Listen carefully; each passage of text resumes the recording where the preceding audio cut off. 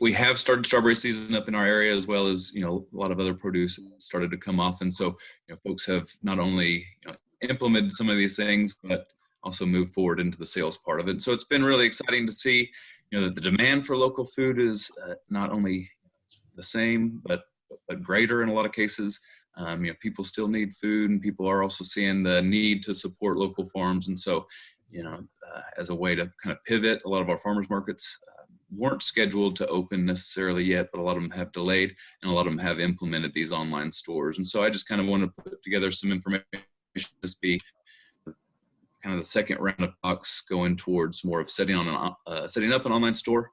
In the past, I have run an in-person farmers market in the city of Rogers, and then also made that an online market in the winter. And so I have some experience running one of these, and then also have worked with growers over the last couple of weeks and setting up online stores, setting up websites for the first time. All these things I really hadn't had a lot of experience with. And so as I'm thinking of individual farms, reaching out to them and how they've been successful, I just want to share with that with you what they have done. And so maybe you can implement that for your farms or for other people that might be interested. And so I'm just going to go over just briefly, but I'm here to answer questions afterwards if anybody has those.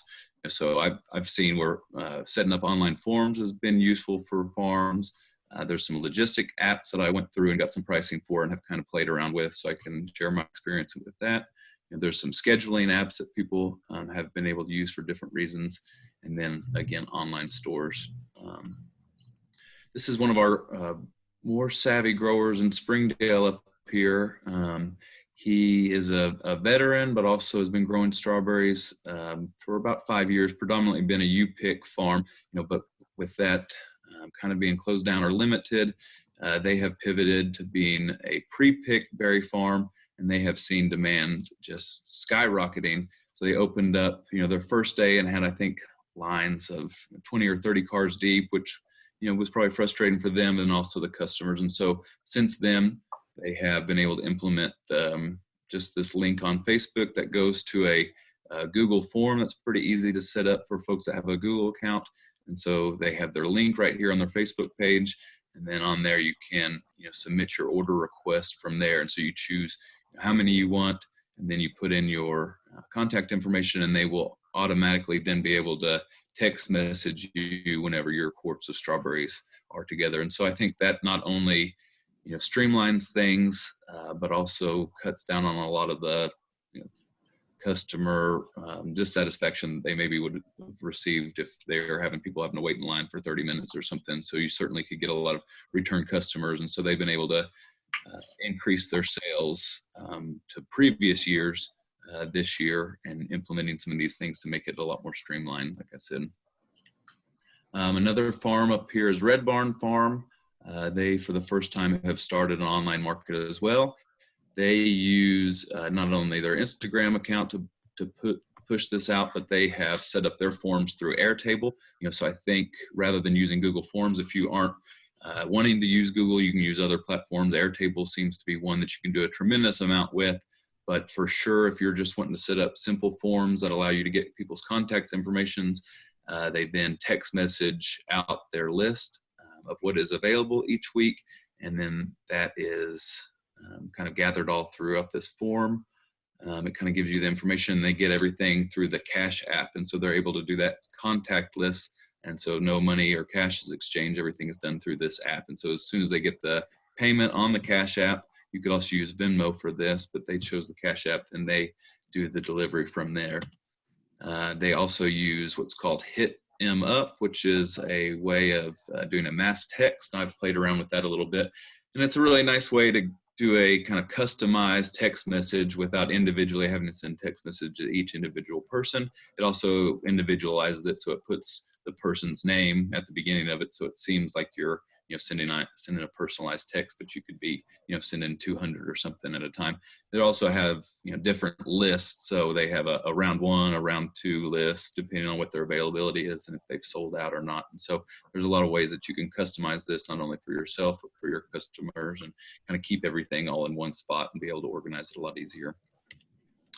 I kind of also messed around with a lot of different options for making websites. And so I just kind of messed around with this for myself just to see, what was the easiest and then also what the payment would be.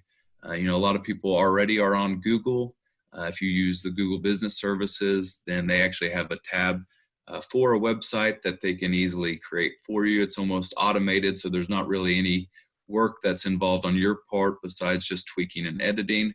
And that one is as little as buying the domain. And so if you wanted, you can see here the options. .net is $12 a year up to .com, being up to maybe $30 a year, something like that. I secured the .com one through another site for $20 a year. So for as little as $12 a year, you could have a website, and this is basically created for you through that Google platform. So that made it pretty easy and slick to do. And there's a lot of other options. Then you could integrate your forms on this. There's a lot of different listservs and things that you can create. And so it's all kind of a one-stop shop at that point, which seems to me pretty appealing. I also watched this, which I thought was one of the better webinars. This is from the University of Kentucky. It is 2 hours long, but it basically pinpoints Square, which a lot of folks are using the Square Reader already.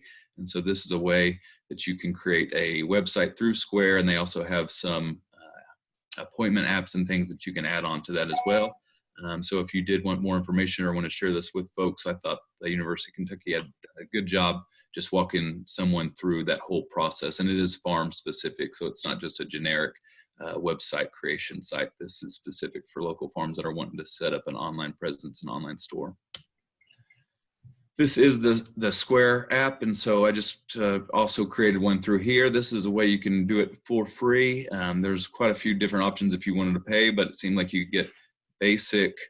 You got a shopping cart here that you can create up. You can set up an online store. All of those are free. And I thought that would also be appealing for folks because they already do have the chip reader, or they've got the thing that they put on the top of their phone to swipe cards. And so if you're moving towards trying to be contactless and not use cash or checks, this is a way that you're already probably got the card reader. And so at one website, you can check all your sales and keep track of that, as well as launch your own store and set up appointments. And so for free, that sounded pretty appealing. They do get 2.8% of the charges that go through. And so that is how they are able to make money. So they're able to give you a free service, I guess, in the hopes that you will increase your online presence and sell more through their site, and they'll get more commission that way. I settled on Squarespace. I thought it was one of the prettier ways to create a website, and I have worked on this for quite a few hours, but I think you could, especially if you knew somebody that was experienced, set up a pretty good looking website, in a couple of hours or something. They basically have templates, and you just add your own information and pictures, and they basically spit it out for you. And there's quite a few different options you can do on there, so I just wanted to play around with it a little bit. I mostly am doing a U-pick farm on my own place, and so I was thinking through different ways of doing reservations to limit the amount of people that could come out at one time. And so through the Squarespace app, you can do the reservations, which would be pretty slick for some farms to be able to sign people up, and then you get a email on when people sign up, and then it's instantly added to your Google Calendar, so you get a pretty good readout of who's going to be there and when, and you can send this out certainly on social media or wherever you wanted to share. There's also an easy way to set up the online store.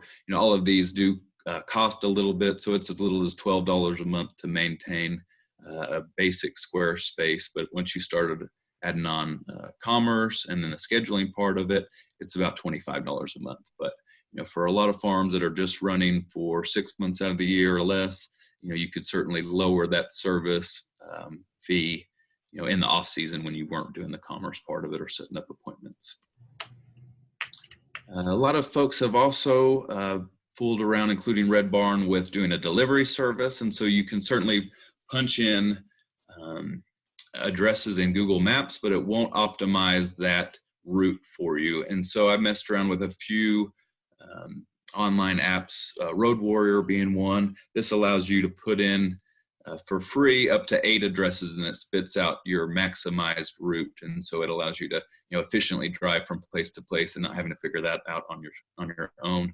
If you pay as little as $10 a month, you can put up to 120 locations or addresses in there, and it'll spit out a route. So you could also print this out to your delivery driver. You could text message it to your delivery person, whoever that might be.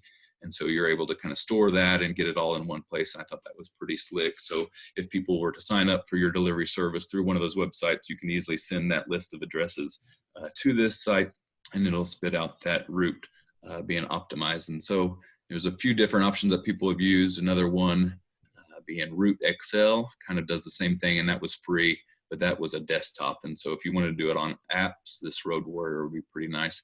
I just typed in a half a dozen addresses here, and it kind of optimized the route, told me exactly how long it would take, how many miles it would take. So if you're paying somebody by the mile or something like that, you'd have a pretty good idea of what you're going to have to pay. This is also a really nice resource that is out there. It's the Young Farmers Coalition.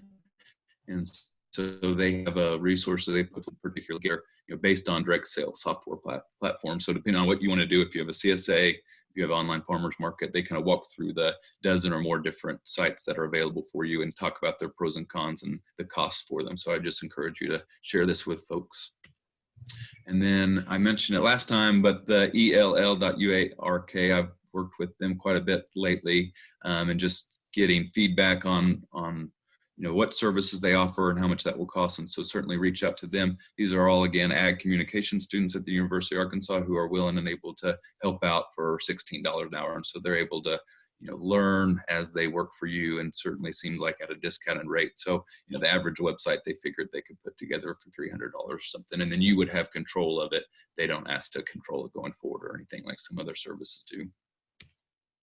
And here is my contact information. You're always welcome to reach out. I will also share the slide set with Rip, and he can send it out to you if you've got any growers or have any questions yourself. So anyway, thank you for your time and letting me present on this. I learned, like I said, a whole lot about this because I didn't really know or have any online presence before this other than Facebook. So anyway, I will get off of here, and we can save, I'd say, questions for the end.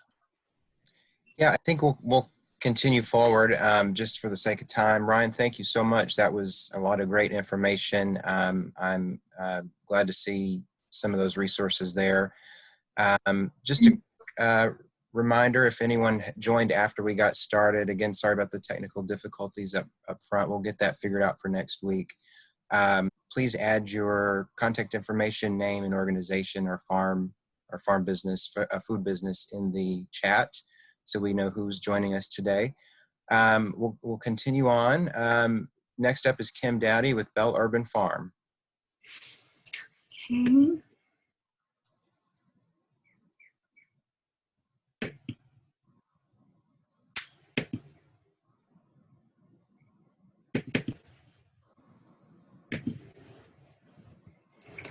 Okay, so I am from Bell Urban Farm in Conway, and we just got finished having our spring plant sale, which is our largest event and highest grossing event of the year. And of course, we couldn't do it at our farm this year. We usually see a few hundred people come out to our farm every year. So we decided to take everything online. For our e-commerce site, we chose Shopify, and I chose Shopify after I watched a really great tutorial from Ray and Ashley Tyler at Rose Creek Farm. They have a farm in Tennessee, and they have a lot of luck selling their produce online. So I put the link right here for you to watch that. I think it was around $35 for the tutorial, but it was well worth it. And they explained everything in probably less than an hour and a half. I had my site up and running. There are a lot of different plugins and apps you can add to your site to make it easier for farms to use, because farms will probably want to offer some combination of on-farm pickups and home delivery. So there's some specific things you can do to set those up. So for our plant sale, we had a couple different delivery methods. We had on-farm pickup, which was free, and we had 3 options for dates and times available. So the week leading up to our plant sale, people got on the website, shopped, and checked out. And then at checkout, they were able to select between a Saturday, Sunday, or Monday pickup option. Or they could select to have their plants delivered to their home if they lived in Conway.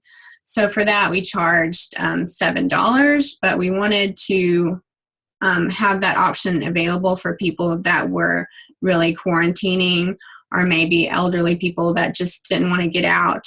We still wanted to give them the option to shop our plant sale this year.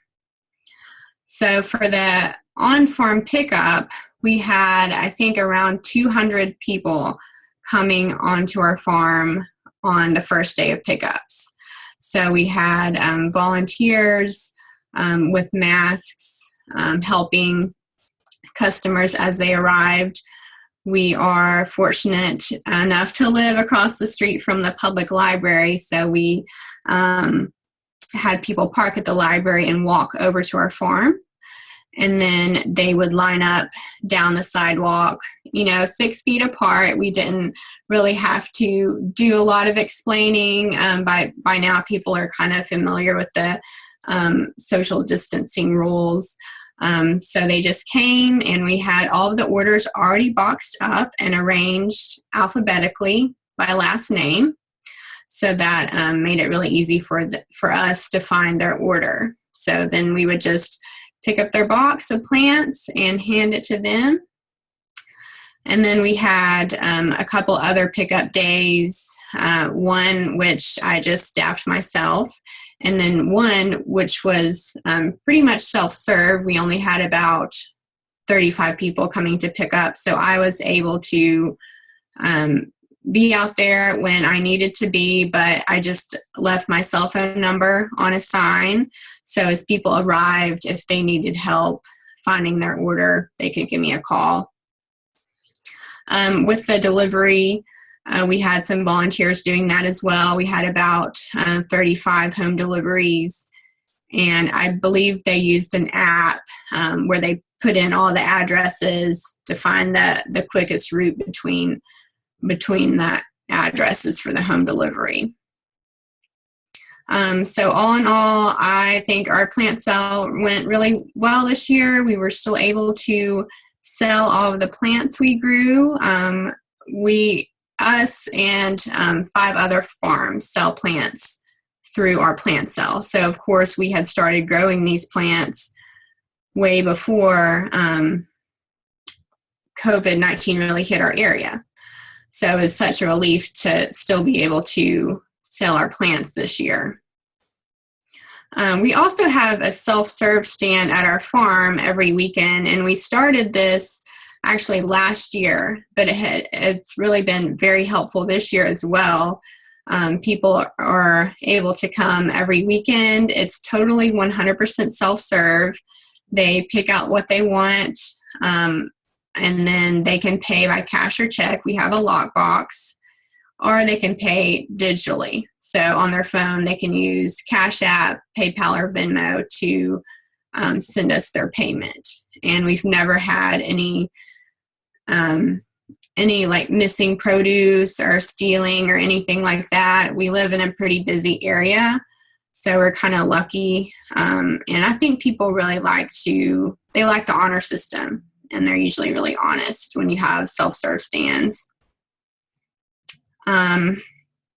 Okay, I'm trying to kind of go through here because I know we have limited time, but advertising and marketing is... You're good, Kim. About a couple more minutes, so don't... Okay. Yeah, you're good. Okay. For us, we do all of our advertising and marketing through social media. It's a must for us, Facebook and Instagram. And then just having an updated website is really important, because if people want to find out about your farm, what you have to sell, they're going to go to Facebook first, and then they're going to see if you have a website. So through our e-commerce site, Shopify, we were able to see where all the people came from, and over half of our sales were coming from our Facebook page. So people would click on the link on our Facebook page and then purchase plants. So I just want to show you real quick kind of what our website looks like.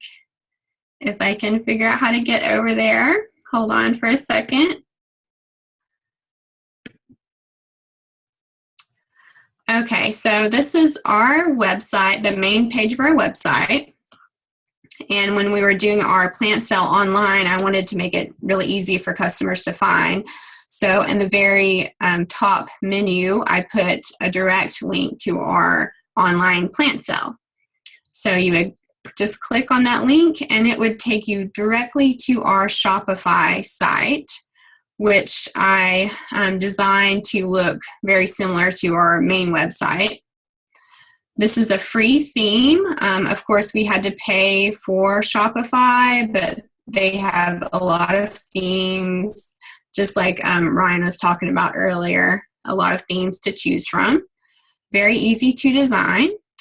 And then up here at the top of our plant sale site, we have an About section. So this tells all about our delivery and pickup options. And people could shop by vendor. Here are the 6 different farms that had plants for sale. And then just for example, all of these say sold out now, but for example, this is what a 4-pack of Cherokee purple tomato plants looked like. A nice photo of the mature product, and then you could add it to your cart here. And then just real quick, here's our Instagram page. Instagram, we post a lot of photos and videos there. That's really important for us too. And here is our Facebook page. So again, most of our traffic comes from Facebook. So just being consistent and posting on a daily or weekly basis. Even if you don't, even if you aren't into social media yourself, you can always find someone who, like a family member or someone who works for you, a daughter or grandkid to help you with social media. And I think it will really help your farm business. So that's about all I have right now. Okay, Kim, thank you. Appreciate that. You have some great digital media there, and I like how everything looks like it lines up and you keep it all very clean and easy to use. So we thank you for sharing those tips about your digital media and your sale. We're glad that it did well for you. We are going to open it up here for just either questions or a little discussion. Just to remind everybody, at 3:15, we are going to head off of here and invite everybody over to the Department of Agriculture's webinar on food safety in the school garden. Sarah Lane is with us, as I mentioned at the top of the discussion, and she will be leading that along with Julia Fryer, who's speaking today, she works with Extension. So if Sarah or Julia, if either of you have that link, the registration, if people don't have it, if you wouldn't mind dropping it in the, perfect, there we go. Thanks, Sarah, came through. So please register, folks, and head over to that at 3:30. Does anybody have, I didn't see anything in the chat. I was trying to keep an eye on that. Does anyone have any questions for either of our speakers today? Just feel free to speak up.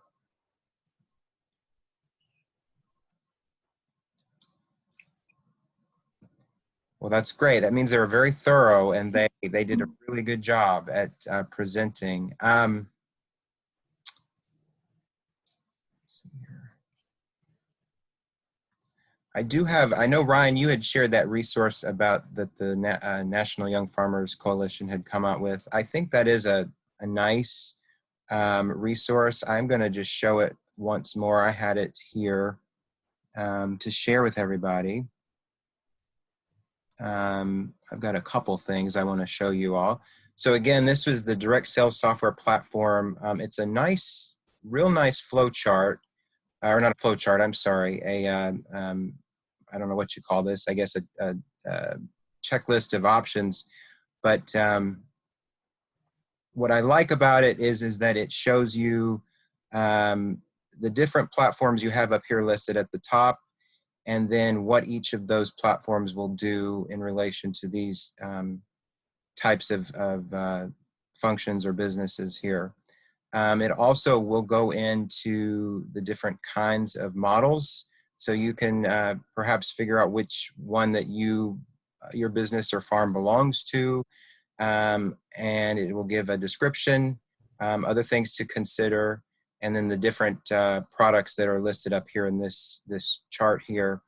And finally, it does give you a little more detail about each of those platforms that are listed above, which is nice to have, and including looks like some cost information over here. So that continues all the way down, and then just some more information and resources. So we can definitely send that out to folks if you're interested. The other item that I would like to share, if I can figure out how to, let's see here. This was a resource that, and this kind of harkens back to our discussion last week when we talked about farmers markets and UPIC.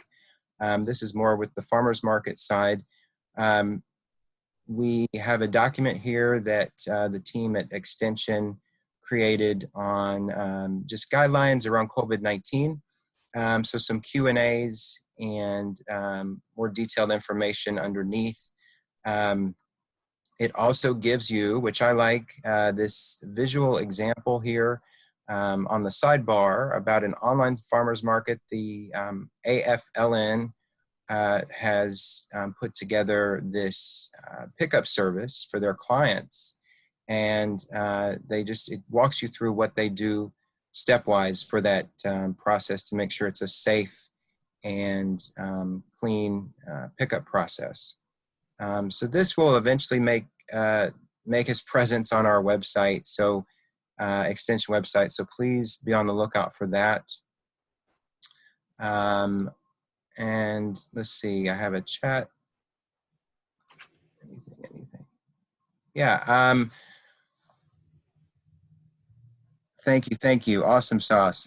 So yeah, does anyone have any questions or comments, discussion? We can open it up beyond what we talked about today. If you guys are having any concerns with, I know we're about a month in, a little bit more with COVID, so happy to talk about anything.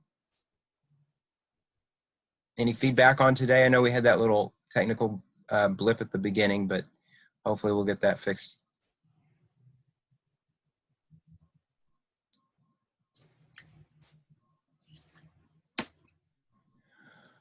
Well, speaking of the farmers markets, 2 weeks from today, these are every other week, every other Monday at 2:30. We are going to have Dr. Ron Rainey, who is with Extension, and I think Dr. Rainey is on the call with us. Hi, Dr. Rainey. He will be talking about the results of a survey that Extension, along with the Arkansas Farmers Market Association, did, surveying farmers market managers around the state to learn a little bit about different market responses markets have taken during COVID-19. And he'll talk about that, as well as some other surveys that are circulating. So we hope everyone can join us for that, to kind of learn the information that we're receiving back from different stakeholders during this time. We are going to post that information on our website, or the Extension website, uaex.edu. So please check out that. We will be sending out the constant contacts to our groups with that information as well. So again, look for those usually around Thursday or Friday of every week. Did anyone? I've got a question. Go ahead. Yes. This is, more long-term, but it appears to me that farmers markets may be a little bit hampered by the COVID hysteria reaction. and the CSAs appear to be really enlivened and rejuvenated by the COVID disruption. What's your take on that? My take, I think it's a matter of logistics and how they operate. I think perhaps it was easier to transition over to maybe all online or a pickup service of sorts. CSAs tend to have already been in that framework or that way of operating already. Whereas a market, it's inherently a gathering of people, which, we all sort of put the brakes on right at the start. I think, the Department of Health has put out guidelines with the gathering of the farmers markets that allow for them if they're open space and under the required number of people, 10 participants. And I think as that gets out, that information, that people will maybe be more willing to operate. But I think it just, from my point of view, it was a matter of how each of those operated. I don't know if others have more insight into that or would like to add to the discussion. I just had one thing. I really appreciated Kim's presentation. I thought that was excellent, and it sounds like they're doing a great job out there in Conway. Thank you. Yeah, a lot of the farmers that sold plants at our plant sale normally sell them at a farmer's market. So they weren't able to do so this year because both of our markets in Conway have been postponed to open at a later date. So we were happy to still be able to work with them. I got one question. Is there any tomato that's better than Cherokee Purple?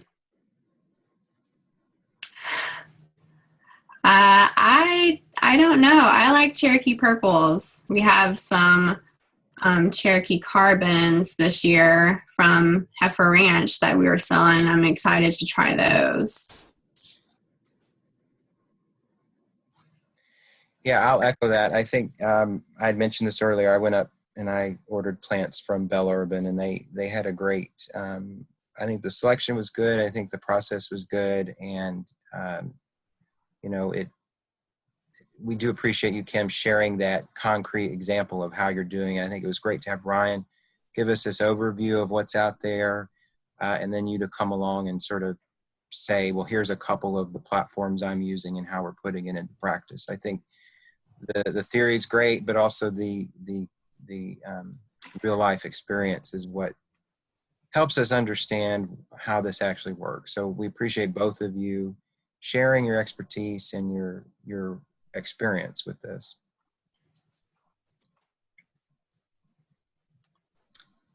Anyone else?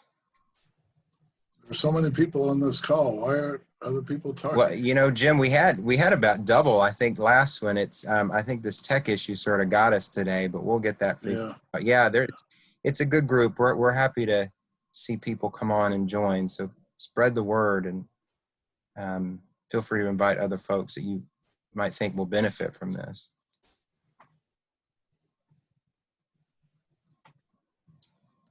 Do either of my teammates, colleagues at Extension, Julia or Angela, do you guys have anything you'd like to share today? I know, Julia, you've been working on your presentation, so you can promote that if you want, or no pressure. I think it's going to be great. Yeah, so I'm going to do just a food safety, produce safety talk it's geared towards school gardens, but this definitely applies to home gardens and any community gardens. So if you want just kind of a taste of what the PSA grower training is like, and then get some practical hands-on examples, it's a great webinar to join. So Sarah did put the link in the chat, so anyone who wants to learn more about produce safety, be sure to hop on that.